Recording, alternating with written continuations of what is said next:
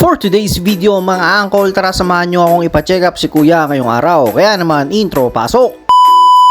At ayun na nga mga angkol, ilang araw na ang inuubo si kuya at nilalagnat. Kaya naman ipapacheck up na natin siya. Pero iiwan natin itong si Bunso kasi wala naman siyang sakit. O siya, magpapakabait ka, huwag ka magkakalat ha. Pero bago tayo umalis dito mga angkol, i-check ko muna yung temperature nilang dalawa. Kasi pati si Boss Madam number 1 meron na rin lagnat at ubo. Bali, ito nga pala yung isa sa mga problema mga angkol kapag isa sa mga anak mo ay may sakit. Nagkakahawa-hawa sila magkakapatid since lagi sila magkakasama. At buti na lang wala silang lagnat sa mga sandaling yan mga angkol. Kaya naman isang yakap muna. Yan, kaya siguro kayo nagkahawaan kasi lagi kayong magkasama at lagi kayong naglalaro. At bago nga pala kami umalis dito mga angkol, nagbababay na sa amin si Bunso. Kunyari pa yan pero gusto niyang sumama. Bago nga pala kami tumungo sa ospital mga angkol, dumaan pala kami dito para bumili ng almusal nila. Bali sa Kawit nga pala kami tutungo ngayong araw kasi nandoon yung ospital na pupuntahan namin. Kaya naman nag-e-bike na lang kami para hindi kami mainitan at maulanan. Maya-maya pa makalipas ang 30 minutos na paglalakbay mga angkol, nakarating din kami dito sa San Pedro, Calungsod. Bali nandito nga pala yung schedule ng clinic ng pedya ng mga anak ko. Kaya naman dito na kami nagpunta. Akala nga namin late na kami. Pero pagsakay namin ng elevator nakasabay namin si Doktora. Ang husay din naman ang timing natin. Pang ilan kaya tayo sa check upin ngayong araw? Mukhang maraming pasyente ngayon. Puso na din kasi ang ubod sipon dahil sa ulan. At dahil sa medyo marami nga ang pasyente dito mga angkol, kaya naman marami silang time para makakain pa ng almusal. Buti na lang talaga kahit may sakit tong mga to ay hindi sila nawawalan ng gana kumain. Maya-maya pa ay tinawag na nga kami ng nurse para kunin ang timbang ni kuya. Medyo nabawasan nga siya ng timbang at namayat. Siguro kasi dahil sa meron siyang sakit. Pero isa sa mga dahilan kung bakit siya namamayat ay dahil tumatangkad na rin siya. Isa pang dahilan kasi meron na rin siyang physical activities lalo sa school. At oras na para si Boss Madam naman ang isa lang pero ayaw niya magpakuha ng timbang. Kaya naman to the rescue dito si Mami para mabuhat si Boss Madam para malaman na rin kung gaano siya kabigat. So far okay naman ang timbang ni Boss Madam pati yung kanyang height. Pagkatapos nga silang makuha na ng timbang at taas, eto namang magkapatid na to ay para namang walang sakit. Sige ang kanilang habulan dito at paglalaro mga angkol para talaga silang walang sakit. Ang suspecha pa nga namin dito ay para nagdadahilan na lang sila kasi hindi naman sila inuubo at wala silang lagnat sa mga oras na yan. At dahil nga sa napakasiglan nila mga angkol parang naisipan na nga namin na wag nang tumuloy at umuwi na lang. Pero bago pa namin magawa yun mga angkol tinawag na nga kami ng sekretary para pumasok sa klinik ni Doktora. Medyo may katagalan na nga pala simula nung huli namin nakita si Doktora. Sa pagkakatanda ko nga ay parang mga last week ng January pa yon. Kaya naman pagpasok namin dito sa klinik ni Doktora mga angkol chinek up agad siya. Kaya naman kagaya ng inaasahan ko rito medyo namamaga nga yung kanyang lalamunan. Ang saklap naman yan kuya, bawal pala sa yung matatamis at malalamig. Ililibre pa naman sana kita ng ice cream mamaya paglabas natin dito. Ito naman si Boss Madam number 1 medyo pakipot pa. Kaya naman medyo nahihirapan si Doktora check upin siya. Pero makalipas lang din ang ilang minuto mga angkol nakuha din naman sa tiyaga at tapos na nga silang i-check up. Bali parehas nga pala silang niresetahan ng antibiotic dito mga angkol kaya naman nakakaramdam at nakakaamoy ako ng gastos. Bali binigyan nga rin pala sila ng candy ni Doktora. Papakain ko na lang sa inyo yan kapag magaling na kayo. O siya tara umuwi na tayo kasi meron pa kaming pasok ni Mami. At bago nga pala kami umuwi mga angkol bumili muna kami ng fried chicken para kay kuya at spaghetti para kay Boss Madam number 1 at kay Bunso. Pagkatapos nga niyan ay bumili na nga pala kami ng mga gamot na iinumin nila ngayong araw. Medyo masakit na gastos mga angkol pero wala naman tayong choice kasi kailangan nilang gumaling. Hanggang dito na lang tong video na to mga angkol.